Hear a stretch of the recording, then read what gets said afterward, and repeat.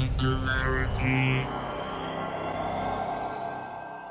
My name is Nicola, aka Socrates, and you're watching Singularity FM, the place where we interview the future. If you enjoy this podcast, you can show your support by either writing a brief review on iTunes or by simply becoming a patron via interviewthefuture.com.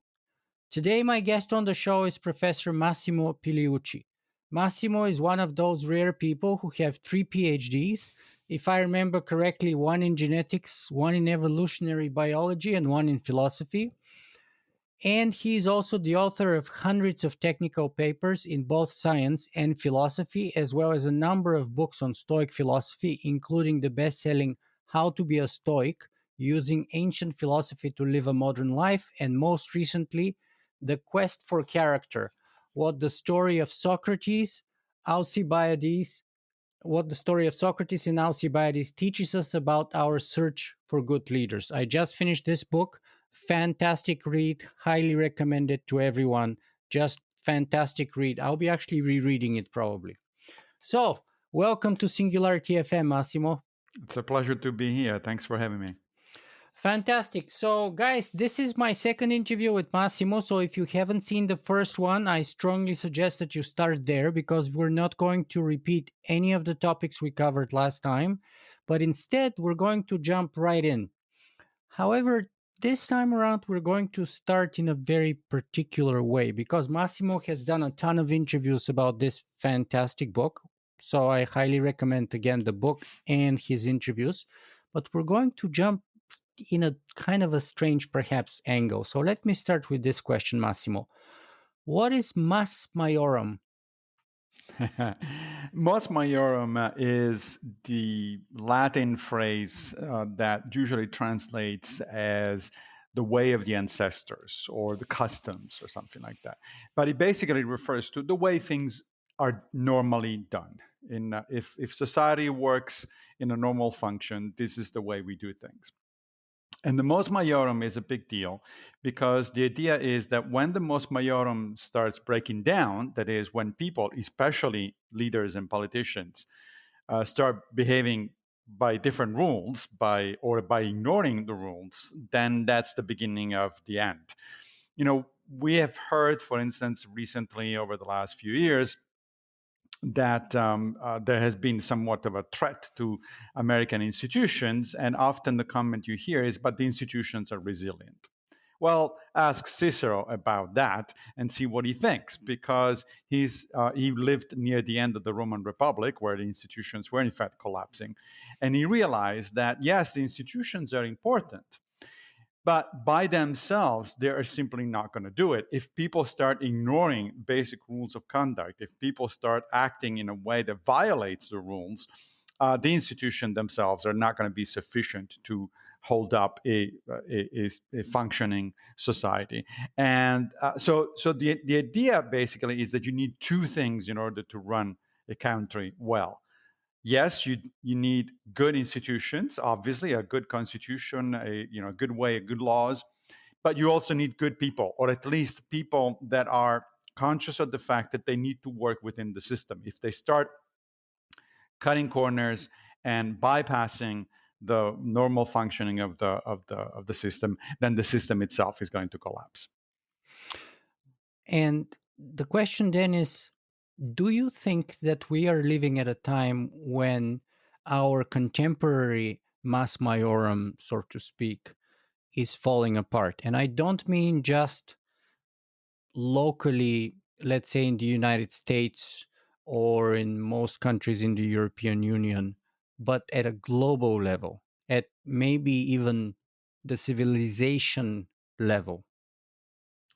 That's a good question, and it's next to impossible, really, to answer because the situations are different locally, and of course, the global situation is the result of the emergence of a bunch of local situations. So, if we're talking about the United States, for instance, I would have told you just a few days ago, before the latest election, the midterm elections that we just went through, I would have told you that there was a significant risk of the system collapsing because people started to ignore the mos maiorum. At the moment, given that the American electorate has rejected pretty much all of the candidates that started to behave on their own way without by ignoring the rules, then Oh, I'm barely. slightly yes, barely, but they did and consistently. And so I'm now slightly more optimistic, or I perhaps should say slightly less pessimistic about what's going to go on in 2 years. But there's going to be another test. In 2 years, we're going to have the presidential elections and we'll have another test.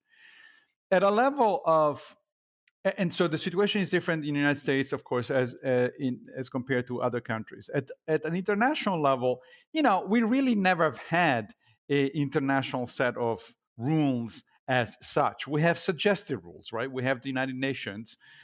We have a body of so-called international law, but unfortunately, we do not have a way to enforce that law. And so it has always been up to the individual countries whether to follow it or not. And individual countries sometimes have followed it, sometimes haven't, depending on the local situation, depending on what was convenient for them politically, and so on and so forth. And this includes not just obvious culprits like China and Russia, but the United States as well. So it is a little bit harder to say what's going on at the global level, because countries have pretty much always, or at least in recent memory, behaved in a more or less rogue way. They always do their own thing first, and then they think about the rest of the world, if they do it at all. So it's going to be interesting to see what develops over the next few years or decade or two. I mean, particularly because we're facing incredible challenging, beginning with the obvious one, which is climate change. I mean, if we don't come together and do things in concert, then this is going to be a catastrophe. And at that point, institutions and rules and customs are not going to matter, because we're going to face something fairly dramatic.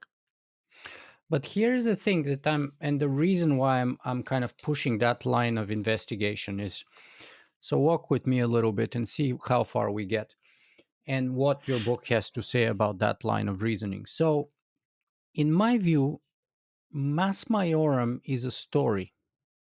It's a story that tells us who we are, where we're coming from, and where we're going. It's a story that tells us what's right and what's wrong. It's a story that informs us how to live our lives. It's a story that pretty much is the foundation for almost everything that we do. And it's a story that tells us, that gives prescriptions as per how we can solve our problems and what are the desirable solutions. So, all stories are like people. They're born, they live, and they die. So, we had the story of, you know, um, let's say, pantheism, then which kind of informed our lives. Then we had the story of monotheism, which took over with all of its sort of consequences about our place in the universe, about who we are, about where we're coming from, and about where we're going, about what's the good life. Because each one of those stories, whether pantheism, whether monotheism, whether humanism, whether capitalism, whether communism, contains all those foundational principles of a story that I mentioned. Who we are, where we're coming from, where we're going, what's right, what's wrong, what's the good life, and how are we to live it, and how are we to solve problems. And so we find ourselves today, I would suggest, in a place where the story that has brought us thus far is literally falling apart.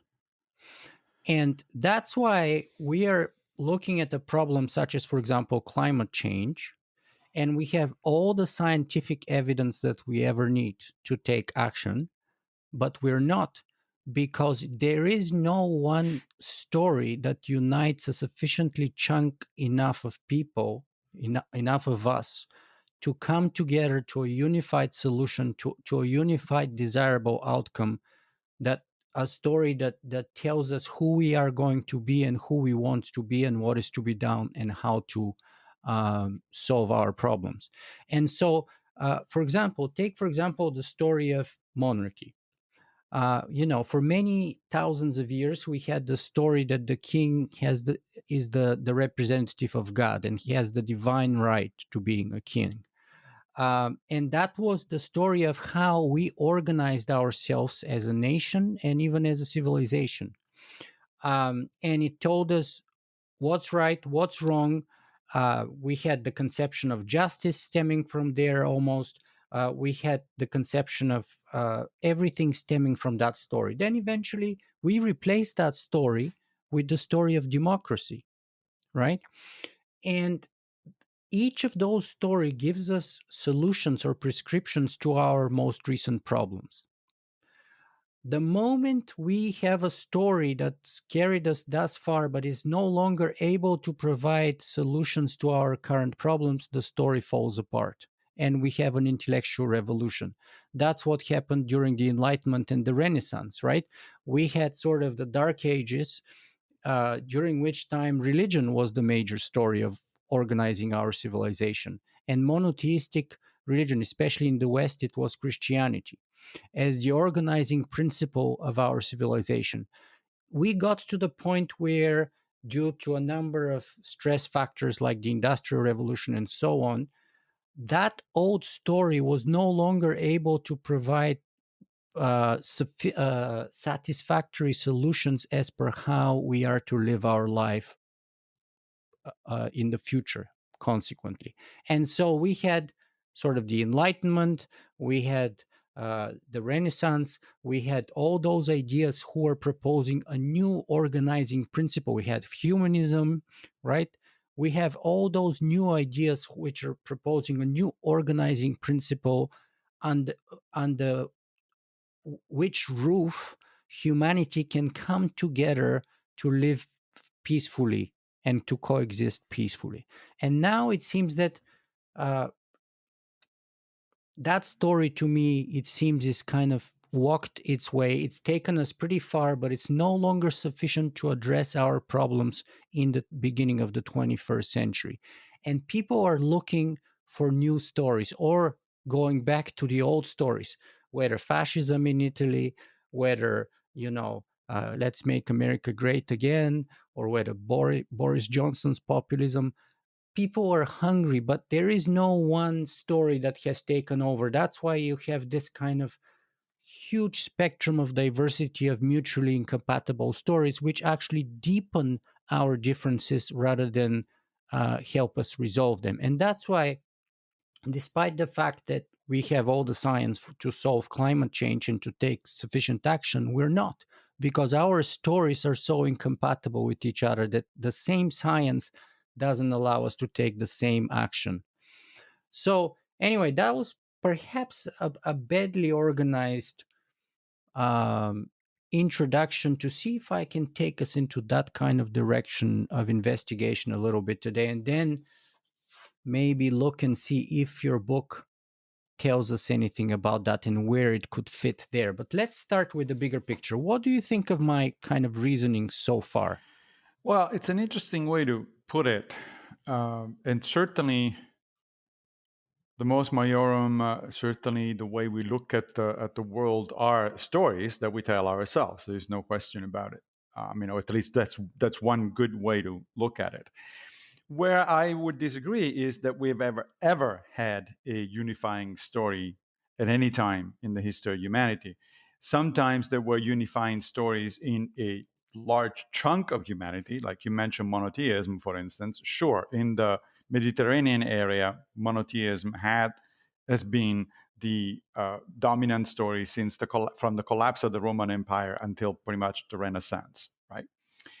But in other places in the world, that wasn't the case. I mean, if you move even at the same time to China or India or Japan or South But the America, golden ages in all of those, whether in China, whether in India, in the Indus Valley, or whether in Western world, whether even in America, the golden ages are always accompanied by the absolute preponderance of a single story. Even if you take Islam, Islam was a story that was born around 6th, 7th century, and then it took off like a wildfire and it spread and right? it almost conquered the world and created the Ummah, which spanned from northern Africa all the way to Indonesia.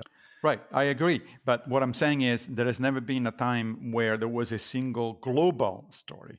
So there was always competing stories. And that's what we have today.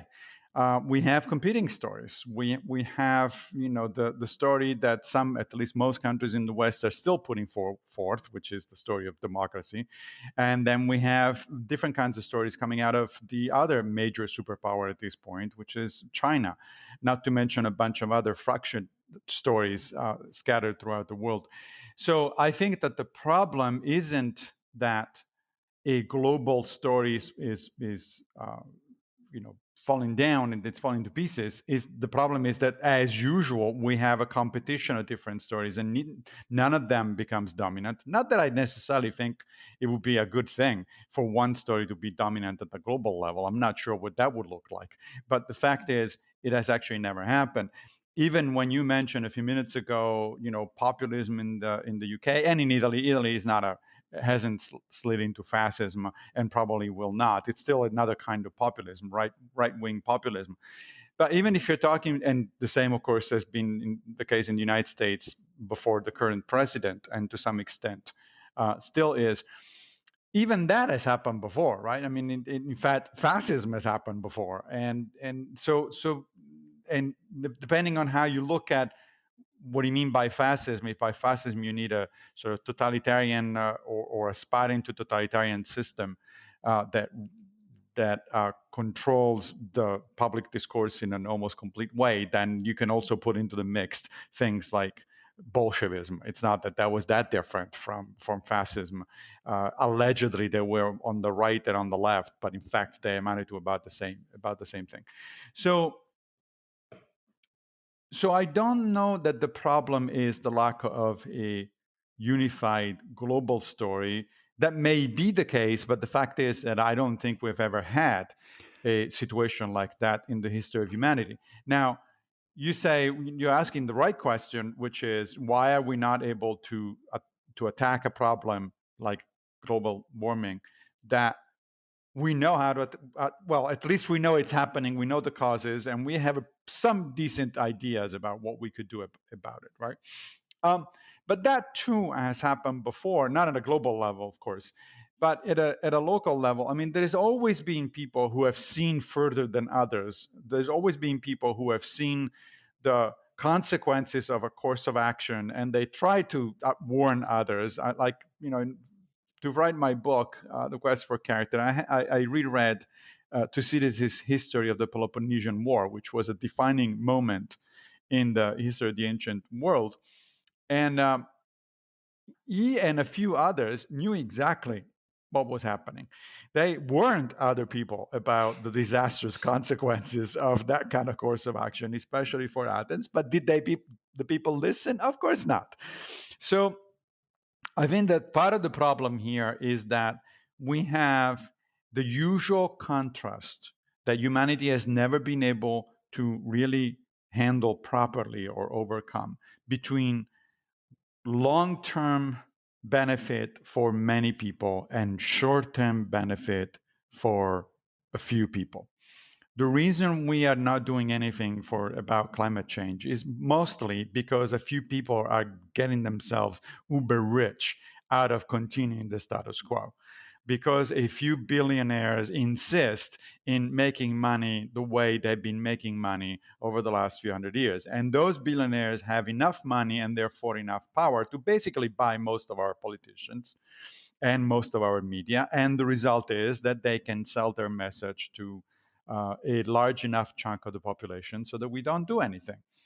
So, how do I overcome that? I have no idea. That's a damn good question. But I don't think, I'm not particularly optimistic. I think that the history of humanity shows us that when we are about to face a catastrophe, which would be preventable, what we actually do is we go through the catastrophe and then we get together and recover. I mean, that's what happened during the Peloponnesian War. That's what happened during famines. That's what happened during all sorts of other environmental collapses, even more locally. I think it's going to be a catastrophe. Millions of people are going to die, and the survivors are going to get together and say, "Oh crap, now we need to do something."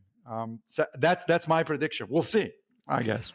And you may well be right, but I think the reason for that is that after the catastrophe, you would have the story that would unite the survivors in taking action because they would have a single fundamental story to begin with.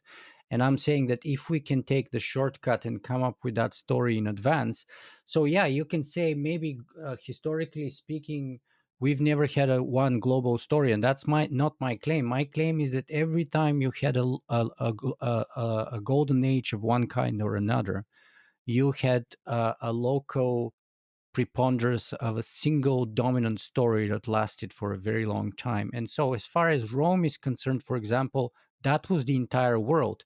As far as China is concerned, for example, they are the kingdom in the heavens, in the center of the world. That's the Chinese story. To this day, by the way, super Yeah. powerful and influential with the leaders in China.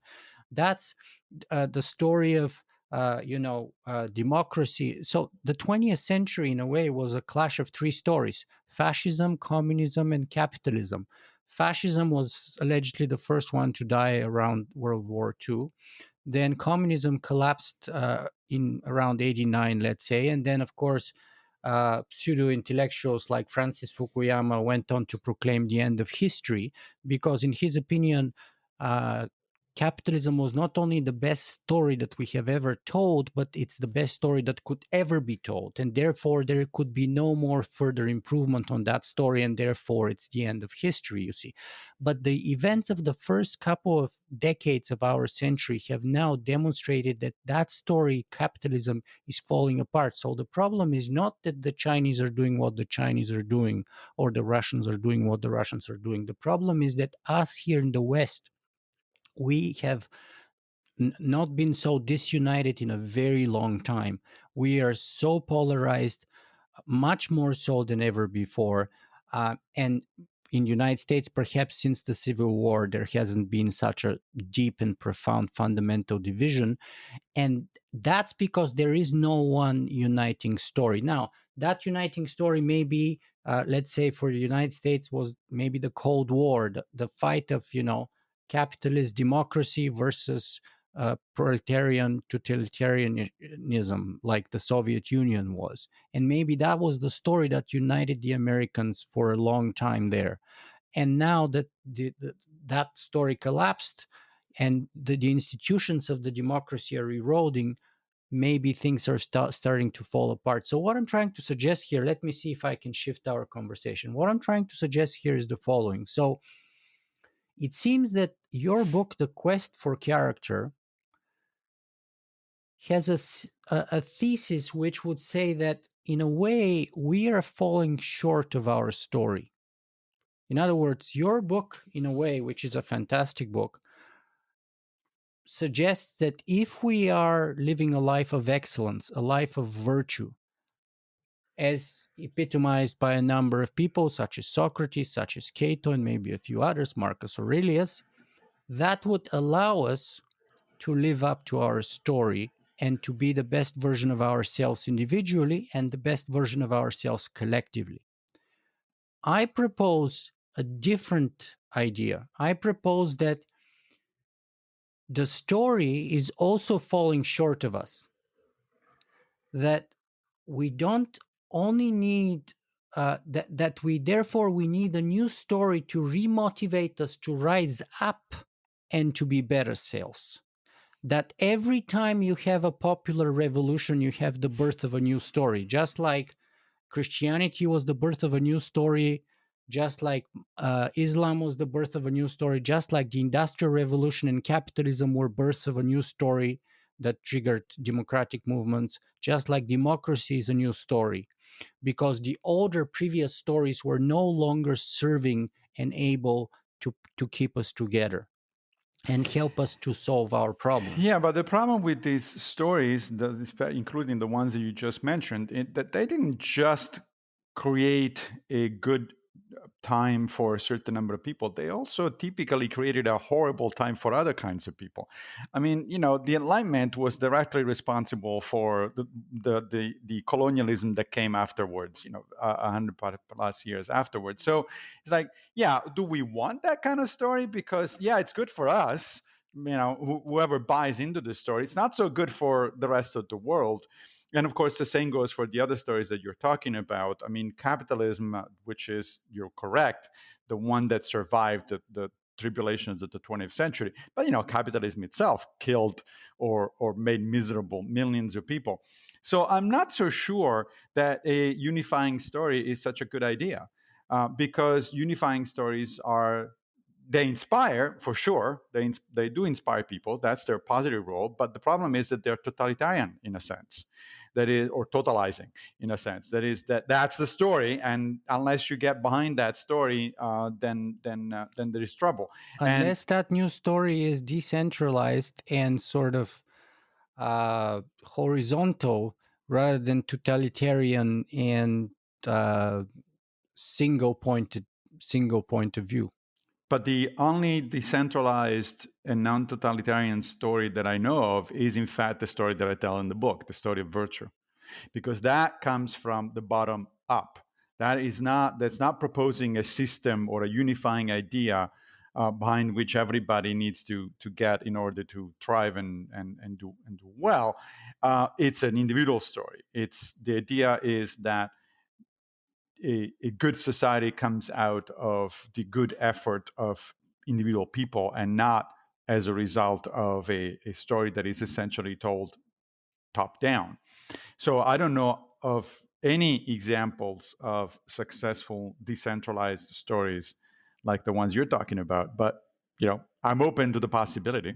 Well, the future story would be different, in my opinion, than the past stories, and that's why we have progress. That's how, for example, the virtuous story, the story of virtue that you're telling in your book, happens also within the context of the story of slavery. And all of that virtue is built upon, in some ways, the sweat of, whether in Athens, whether in Rome, on the backs of slaves. So there is no perfect story. There hasn't been one. I agree with you. Each story has tremendous problems, but ideally, the stories get better in time, hopefully, um, and create more space for more virtue, and more space for freedom, and more space for inclusivity. That's to say, decentralization, and more space for Yeah. choice. But I don't. I disagree that the story of virtue is built on the back of slaves. The material conditions of ancient Greece and Rome were built on the back of slaves. That's for sure. But that has nothing to do with virtue. In fact, virtue is kind of the opposite of material conditions. The virtuous approach says the material conditions are actually irrelevant. They're not really that valuable. So I'm not sure that I agree with that point. But the thing is, when you say that we need a new story, the story of the future will be different. Yes, every story that we've been so far was different from the ones that we have had before. But you're not just asking for a different story; you're asking for a different kind of story. When you said, that you want to decentralize one, and I don't see how that's going to happen. But again, I'm open to suggestions. I don't know how that will work. We don't have a precedent in history for that kind of decentralized I new don't type of see it story. yet, but I think there is a need for it. And people didn't see Christianity, which took over the world. People didn't see Islam, which took over the world. People didn't see communism, which triggered popular revolutions all over the world. People didn't see all the major revolutionary changes, which each of them came together, packed up in a new story, right? A new story about how we got to where we are, where we're going, what's right and what's wrong, what's the good life, how can we achieve it, and all of that. Each of those stories, Islam, Christianity, capitalism, communism, Buddhism, Taoism, Confucianism, Stoicism, they all have their prescriptions about that. And there's commonalities, of course, and we're going to talk about those now. But let me say, my whole beginning here was successful, or maybe not, was an attempt to steer you off the rails a little and put you in a new realm of contemplation. That, because I've seen like dozens of interviews of yours in the last few days on your book, and they're all tremendous, but I didn't want to have just the same old interview. So your answer to my kind of dilemma. So let's say we have an agreement that we're facing the problem that we, I believe, both agree on, and your solution to that problem is virtue. So, Well, I would phrase it differently. It's not a solution to the problem, it is a solution to how to cope with the problem. I think the problem itself is insoluble. right. The problem will come and it will, as I said, if by problem in this case we mean, for instance, something like climate change, the problem will come, it will kill millions of people. It is not soluble. We will not be able to solve it. I don't think so. If history is any guidance, not because we're incapable in principle, but because we don't want to. We just don't have the political will to do it. So given that, then the only alternative, the only question remains is, okay, and how are we going to cope with it? The people that have to go through this thing, how do we cope with it? And the answer is, how do we cope with everything else, with resilience and with, in a sense, virtue? Yes, that's the idea. Okay, so let's define our terms. What is virtue then? Virtue is there's more than one, of course, virtues. It's plural. They're character dispositions. So imagine that you think of, you have a friend who is generous or courageous or anything like that. What that means is that, other things being equal, that friend will behave in ways that we will recognize as generous, courageous, temperate, and so on and so forth. So the virtues are a series of character traits, character dispositions, that given certain conditions, you will act more or less, broadly speaking, in a certain way. And then the following question then is, how does one cultivate virtue?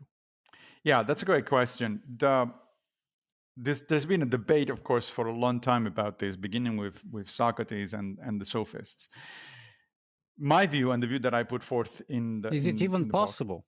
yeah, I think it is possible. I mean, as you know, the book opens up with a chapter asking precisely that question. Is teaching virtue possible? And Socrates himself kind of changed his mind about this. At some point, he says, "No, it's not. I don't think so, because I don't see any teachers of virtue out there. So I don't think it's possible. If it were possible, you would see teachers." But then changes his mind. He says, actually, I think that is possible, but it is possible in a particular fashion. So virtue cannot be taught in the way in which we teach, let's say, mathematics or physics. That is, it's not a theoretical thing. I cannot sit somebody down and say, okay, here's what virtue is, and here's how you do it, and then you get up and do it. Why? Because virtue is more like a skill, is what the Greeks call a techne, which is the root of the English word technique, of course. And so it's more similar to, let's say, something like playing a musical instrument or playing at some kind of sports or something like that. So or painting. So how do you do that? Well, you need three components. You do need a little bit of theory, because if you play a musical instrument, let's say, and you know nothing about musical notation or nothing about harmonics or anything like that, then you're going to have a little bit of a trouble. It's going to be more useful if you do have a little bit of theory. However, you also need a good teacher who is going to look at your technique and make suggestions for where you're going wrong, how you can improve it, that sort of stuff. But mostly, you need a lot of practice, right? If anybody was picked up an instrument, will tell you that, yeah, sure, I can study it a little bit. Yeah, sure, I can have a teacher. But mostly, it's about practicing those damn scales up and down every day, several times a day, so that then you get more and more proficient at it. So virtue is something similar. It helps, I think, to have a general theoretical understanding of what virtue is. For instance, I find the Stoic approach based on four cardinal virtues particularly useful. Those are practical wisdom, courage, justice, and temperance. I think those give you a good moral compass. You use it in order to understand what is it that you want to do, what kind of priorities you want to set up. So that's fine. Having teachers, of course, not everybody can afford the Socrates, and there are not many Socrates around. But you can certainly look at teachers of the past. You can look at things that people have done and written in the past. So you can read about Socrates, or you can read about Marcus Aurelius. Presumably, there are also teachers alive today, so you could approach one of those people. But most importantly, you practice every day. Now, the problem is how do you practice virtue? Because it's pretty clear how you practice a musical instrument, right? You just pick up the musical instrument, you have simple exercises in front of you, and you start playing. Great. But what does it mean to practice virtue? Well, there are a number of ways. And to some extent, really, it's the limit is your imagination. But let's say, for instance, just to give you an example, that you want to be temperate. You realize that temperance is a little bit of a problem for me. I'm not temperate. I'm not self-controlled. I don't do that very well. Well, so how do you practice temperance?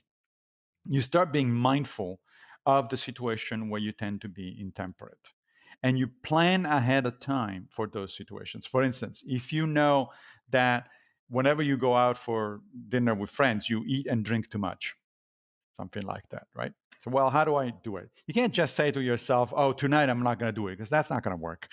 You sit down at dinner, and the conversation gets going, and then by the end of the dinner, you add too much drink and too much food. You make a contract with yourself, or even better yet, with somebody else, with a friend. And you say, look, tonight I'm going to only order a salad, let's say, and only drink one glass of wine. Or tonight whatever I'm going to order, I'm going to cut the thing in half and only eat half of it. But you say that explicitly to yourself, or as I said, even better, to somebody else, so that they hold you accountable. You basically set up a buddy system. And we have evidence from modern behavioral psychology that buddy systems do work. If you hold yourself accountable, you will actually succeed in what you're trying to do. If you don't, if you just say to yourself, "Oh yeah, I'll do better," it's not going to happen. So that's the idea. So I do think that virtue can be taught, can be learned for sure, but it does require internal effort. I mean, there are two chapters in the book where I go through a number of historical examples of either leaders and statesmen who were approached by philosophers who were trying to teach them virtue, as contrasted with leaders who themselves wanted to be virtue, and therefore they sought out the help of philosophers or guides. And the pattern is pretty clear. Uh, the first group usually fails. Think about Plato failing twice with the two tyrants of Syracuse, in Dionysius the first and Dionysius the second. Think of Seneca failing with Nero, and so on and so forth. The second group usually is a success. Think of Marcus Aurelius. Think of Cato the Younger, and so on and so forth. Think of Cicero. So I think that's the major difference. That is, virtue isn't the kind of thing that somebody can come in from the outside and say, here's what you need to do, with one exception. And that is an important one that I only go to some extent into in the book, but I think that we need to have a broader conversation about that. And that is, the exception is, you can in fact instill virtue in other people if you get them young enough. If you're looking at children, not at adults. The problem with people like Dionysius and even Nero, even though Nero was a teenager when Seneca got to him, is that it's too late. By that time, we have already formed pretty much our character, and it's not going to change much unless we actually want to make an effort in order to change it. So the thing is, we should be concerned with children. We should be concerned with the next generation. And let me give you one example that I saw recently. There is a documentary that is making the rounds these days called Young Plato, Yeah, it's which a is about fantastic movie. it is, and it's about a elementary school in Belfast in Northern Ireland.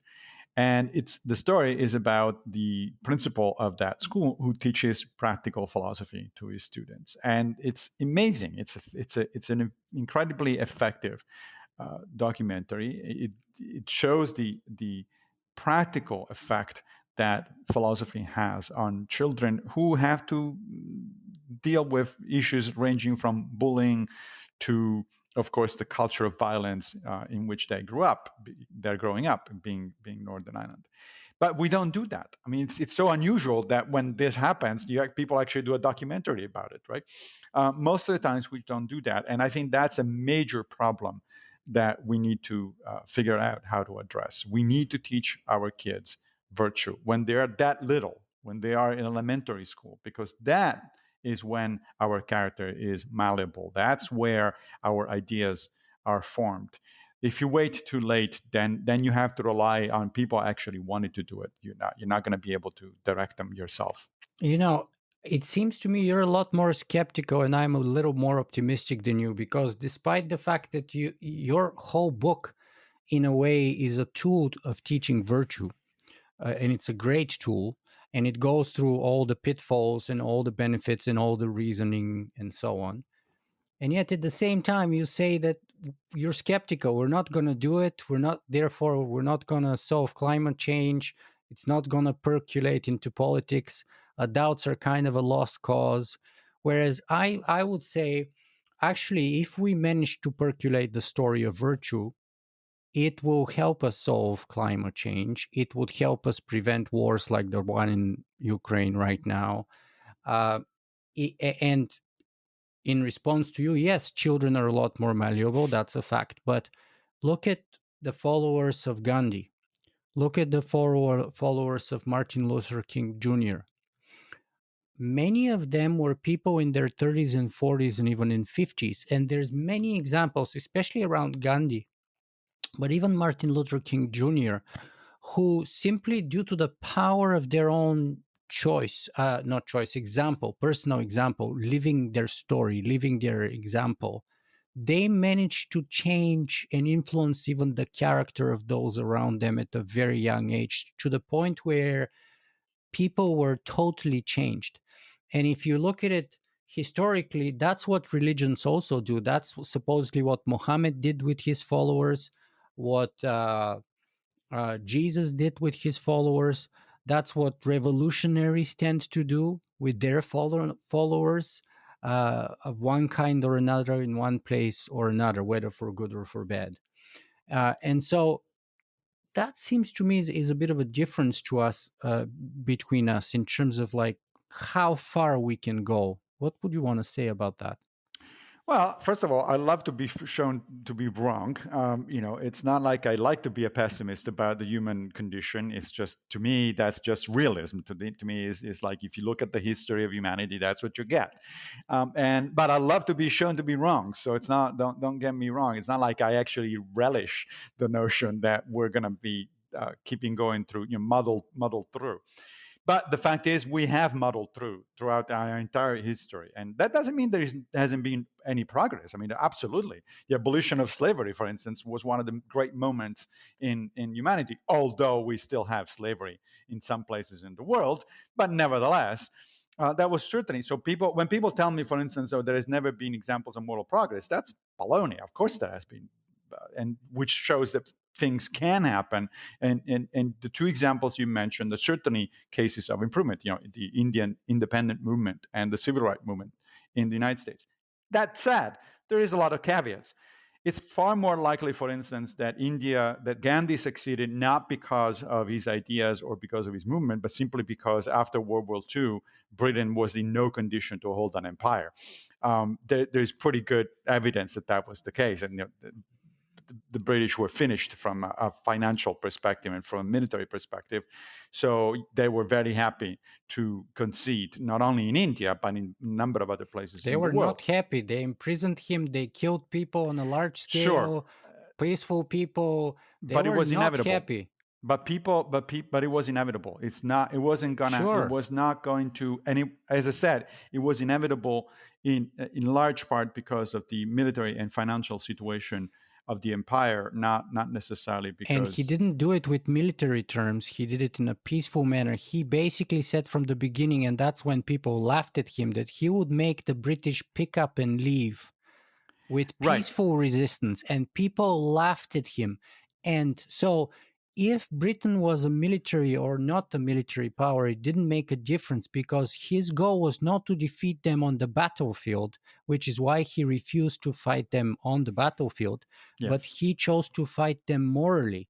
with Yes, but what his. I'm suggesting, I Yeah, guess, is that it didn't that the thing succeeded not as much because of Gandhi, but because of the historical circumstances immediately after World War II. It's not a coincidence that India obtained independence in 1947, exactly sure, immediately after the end of World War, the Second World War.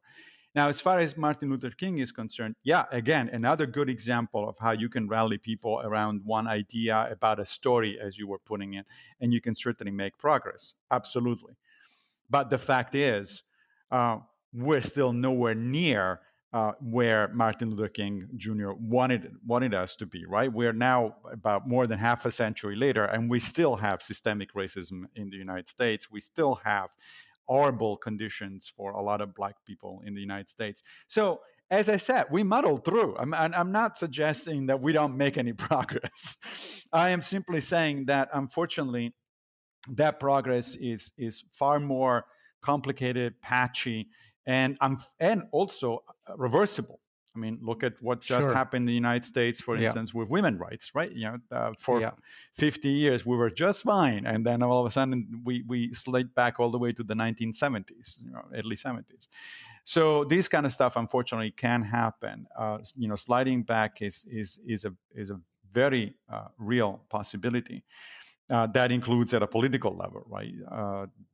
Countries can slide back into fascism or to slide back into uh, Bolshevism and stuff like that. So, yeah. we'll see. As I said, I don't. This is certainly not an issue of denying progress, nor of the fact that big ideas are important. People respond to big ideas. In fact, people respond to stories, period, big or small, Yeah, right? because the ideas motivate us. They give us the why of Correct. virtue, right? Correct. The story gives us the why we should be virtuous and motivates us, gives us that initial impetus to rise up to that virtue that the story demands of us. Right. But the problem we are now faced with, that of climate change, is unprecedented. So far, we've had problems that were essentially local, sometimes local at a large scale, but local. Nothing has ever threatened life on the planet Earth. That's why we need a story that's also global, Right. a And unifying story, because previously, that's actually part of the point I'm making here. Previously, our problems were local. So we had local stories with limited span and duration. And you rightly pointed out that there was not one single global unifying story. But now, today, our problems are not so much local. The big problems we have, whether nuclear weapons, whether artificial intelligence, whether global warming, whether right. pandemics, all of the major problems we have are no longer local but global. Therefore, local stories, local solutions aren't going to work. We need a global solution. And to have a global solution, you need a global story which creates the framework within which such a solution is worked out, and and it even motivates people to get there. And Yeah. lacking that, you're lacking the framework within which it's like, look at the World Cup. We're right now in the middle of the World Cup in Qatar. You have all kinds of countries that disagree with each other on pretty much everything, including with the host and their idea about governance, democracy, gay rights, you name it. But we agree about the overarching story of soccer and the rules and the referees. And whenever there is a clash between Germany and Japan or two other countries that disagree with each other, you have a mechanism embedded in the story about the conflict resolution, and it's directed into a peaceful resolution through the framework of that story, which we all embrace. And that's how you have the World Cup, which is a story of soccer that creates all the rules about what is right, what is wrong, how is the game to be played, what is the winner, what is the loser, and how, when we have the clash of conflict, problems are to be resolved with an independent referee, for example, right? Sure. Again, we'll see. I don't see any such global story emerging in the moment. We might be surprised. The thing is, I'm better arrogant better enough to happen work on it. better happen soon. Well, good luck to you. It better happen soon because global change, global warming is already happening, and it's accelerating. The threat of nuclear weapons has been around now for more than half a century. So if we don't come up with something convincing pretty soon, then I don't see a way out. But we'll see. As I I said, I'm understand. I'm open. Do you know who Robert McGee is, by the way? No, I don't think so. Yeah, so Robert McGee is this kind of a older guy. He's probably in his late 70s, early 80s. He's been teaching a course on writing for the last 40 years, maybe 50 years, if not, maybe since 70s or 80s. His students have won like 80 Oscars, maybe hundreds of Emmys, all kinds of awards. And here's what he had to say about writing. And when I was reading this, I was thinking about virtue. And you tell me what you think about this quote. That's Robert McKee. And I took that from a conversation, from an interview with him. He said, because people were asking him, can you teach people writing and how do you do it? And here's what he says: you cannot teach a writer how to write. You cannot teach anybody how to do anything. The how they have to do themselves. All you can teach is what it is. And the clearer their understanding of what it is, and the more they understand what is fundamental and what is ancillary, so that they don't confuse one for the other, and the more they have a sense of balance and proportion, the more they can do it. So I wonder if we can learn anything about virtue from this quote, because it reminds me strongly to kind of Socrates. I mean, in some ways, doesn't it? Maybe so, but I disagree with the quote. I think it's just false that we cannot teach anything to anybody, including writing. I mean, there's lots of programs around the country where they teach you writing. Of That's course, you what can he teach does. writing. Right. That's which means that the quote is actually self-defeating. If he thinks that he cannot teach writing, then what the hell is he doing? I mean, this is one of those things that sounds good on surface, and then you think about it for a second, and you say, "Wait a minute, what?" No, of course we can teach writing. Of course we can teach all sorts of things. But as we were saying before, people have to have the motivation to actually learn. What you cannot do is to force people to learn. You can put the tools at their disposals. You can provide meaningful and actionable advice to them. But unless they want to do it, there's just no way that they're going to be doing it. And that is the case, not only, of course, for writing, but particularly for virtue. In the case of virtue, yes, there's all sorts of things that we can teach, both theoretically and practically. But unless the person wants to be learning that kind of stuff, then there is nothing I can do about it, right? I mean, it's the same thing that I tell my students when I get upset about them not doing what they're supposed to be doing. I tell them, I can teach you something, but I cannot learn it for you. Learning is up to you. It's not up to me. All I can do is to provide you the instruments, but whether to take advantage of those instruments or not, that's up to the individual. And I think that's been a problem with virtue in particular, but a bunch of other things in more generally. That is, a lot of people are just not sufficiently motivated to learn things, to exercise themselves. I found that quote to be very paradoxical because his students are the most successful lot of writers you can imagine. Yeah. Pulitzer Prize winners, Booker winners, 80 Oscars, as I said, 80 Oscars. So clearly, he would, if anyone were to say, I can teach it, would be him. And yet he says, you can't. And he says the how they have to figure out themselves. And that reminded me to a point where Socrates, I think maybe it was in the Apology, where he says, I've never taught anyone anything except for this one time, but that was about love. But he really was never taught anyone anything. And I found that to be kind of very interesting. And I kind of expected you to disagree, which is why I wanted to share it with you. Not only that, but I disagree with Socrates. I think Socrates has been disingenuous when he says that he hasn't taught anything to anybody. If you actually read the Socratic dialogues, both by Plato and by Xenophon, it's pretty clear that he's teaching stuff. Not only that, but he's pretty clear that he knows what he wants to teach. He's not asking questions at random. Yes, it's true that he teaches indirectly. That is, he doesn't give answers to people. He gets the answers out of questioning people. But that questioning is clearly aimed at certain directions. I mean, if you read, for instance, one of the classic and arguably one of the best Platonic dialogues, the Euthyphro, where Socrates and Euthyphro talk about piety and morality, what is pious and what is moral, and where we get these ideas. It's very clear to me that Socrates knows exactly where he's going when he's questioning Euthyphro. He pretends that he does not. But that's a gimmick. Um, that's a way to lure his interlocutor in by letting him think that I don't have an agenda. I am not trying to. I'm not good. I don't know anything. So let's see what you do.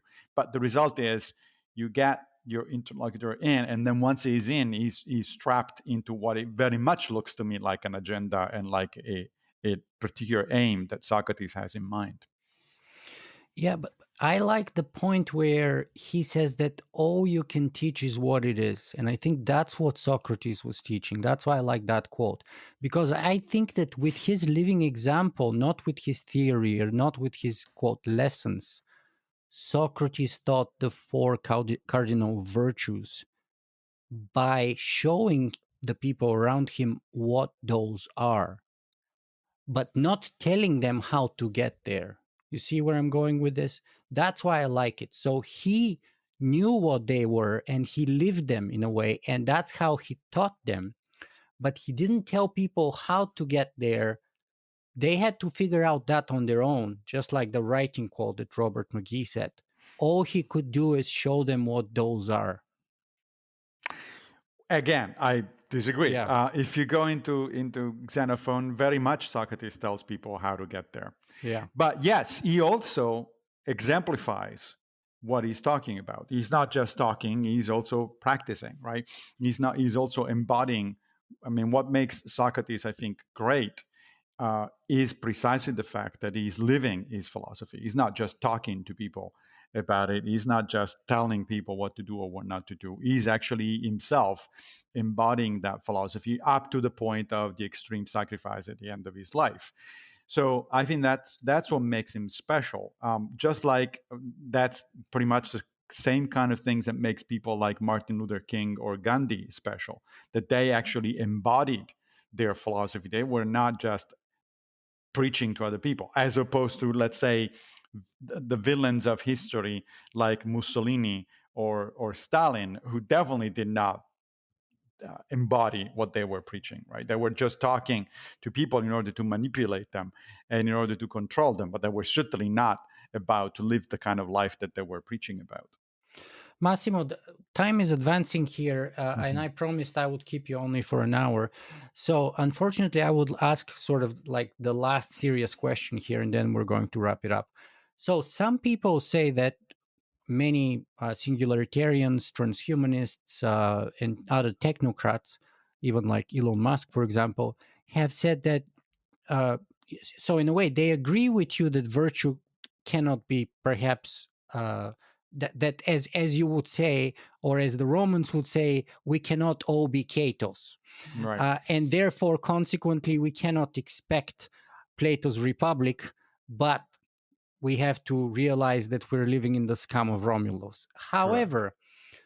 However, they're proposing a solution for that by technology. So they say, well, if human nature doesn't allow us to live to our virtues, perhaps we should out engineer them. So perhaps we should either use genetical manipulation, or perhaps we should just create artificial intelligence and let AI run the world, sort of a global AI government, if you will, which is going to remove all the selfishness, all the human flaws out of the system, if you will, according to that line of reasoning, and therefore, in a way, save us from ourselves and from Right. the worst selves and solve global warming, nuclear weapons, you name it. That's kind of the solution. It's a kind of a techno solutionism, if you will. What do Right. you think of that line of reasoning? Well, let me make two or 3 points. So first of all, these people have never watched a sci-fi movie, of course. What could possibly go wrong if we give all the power in the world to an AI? I don't know. I mean, maybe ask Philip K. Dick as a possibility. Second of all, if anybody at this point trusts the judgment of Elon Musk, I think I have a very large, nice building, bridge here in Brooklyn that I can sell them for very little money. You can trust me just as much as you can trust Elon Musk. But the more fundamental answer, I think, to that sort of possibility is technology is exactly what got us into trouble in the first place, right? Nuclear weapons are technology. Climate change is the result of technology. It's not these things are not happening on their own. It is technology. So the notion that technology can solve a problem when in fact the problem has been brought about by technology is rather incredible if you think about it. Now, again, that said, I'm a scientist. I do think that there are technological solutions to certain problems. Like, for instance, the COVID pandemic. I am happily multiply vaccinated because there is a solution to a pandemic sometimes, not always, but sometimes, and that is a damn good vaccine. And I'm glad that we have it. I'm certainly not anti-science. I mean, I'm talking to you through a very sophisticated laptop computer, for instance, right? So I'm certainly not a Luddite. I'm not against technology, but if technology is not used wisely, that is the problem. And I don't think if there is somebody who comes to mind that is the opposite of wisdom, that's people like Elon Musk. So I don't trust these people at all. They are going to do what they've done so far, which is their own profit and their own exploitation of the rest of us. So can we come up with technological solutions to our problems? Yes, we've done that in the past and we will continue to do that in the future. But that isn't the question. The question is, we will also keep creating problems technologically because we're not wise. We don't act with wisdom. And so that's why the emphasis in my book is not about technological solutions, which will come at some point. It's about the really difficult problem, which is how to make people more conscious of the fact that they need to practice virtue. And by the way, yes, you said rightly, not everybody can be a Cato. True, just like not everybody can be a Gandhi or a Martin Luther King. But as you yourself pointed out, millions of people follow those leaders, even though they themselves were certainly not as virtuous as those leaders.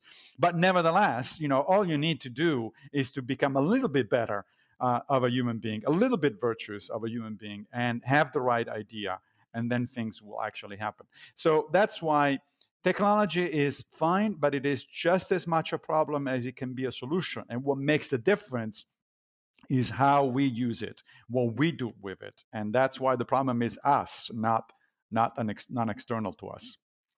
Massimo, I'm very happy that we totally agree on everything because to finish with, because my whole point of work for the last 13 years or so has been bringing ethics into the conversation of technology, with the claim that, or my thesis being that technology is how we do things and not why we do things.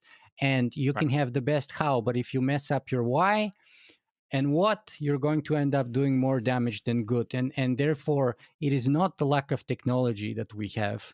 And in fact, greater technology may only create the gap and the problems to grow and to get bigger rather than smaller, unless we get that thing that you're talking about in your book called virtue and that other thing called wisdom, and start applying our increasing power, our increasing technology in a kind of a self-destructive, non-suicidal manner, which only comes through the proper application of wisdom and virtue, I think. So we totally agree on that end.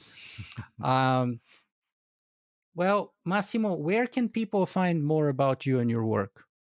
They can find me at massimopigliucci.org, and everything that I do, essays, podcasts, videos, the whole shebang, it's there. Well, Massimo, last question I always give to my interviewees is always the same. My attempt here today was whether successful or not, we'll let our audience decide, was to kind of blow up the rails that most of us usually get on when we're doing those interviews and kind of take us into a different realm and see what we find there, if anything. And uh, what's the best way you want to wrap this up, perhaps with a single message or any way you want to send us away with? Or did you learn anything? Did you want us to learn anything? Um, what's the best way? You always learn something if you pay attention, and therefore, my message, I guess, might be pay attention. That was one of the big messages of the Stoics. The Stoic philosopher Epictetus used the word prosoche, which sometimes is translated as mindfulness, but in fact, it means attention. And Seneca, another Stoic philosopher, pointed out that nothing gets improved if you don't pay attention to it. So pay attention, and then all of a sudden you will realize a number of things, and perhaps you will also realize which way you want to act. That's fantastic. Pay attention. Massimo Pigliucci, thank you very much for being with us today. It was a pleasure. Thanks for having me.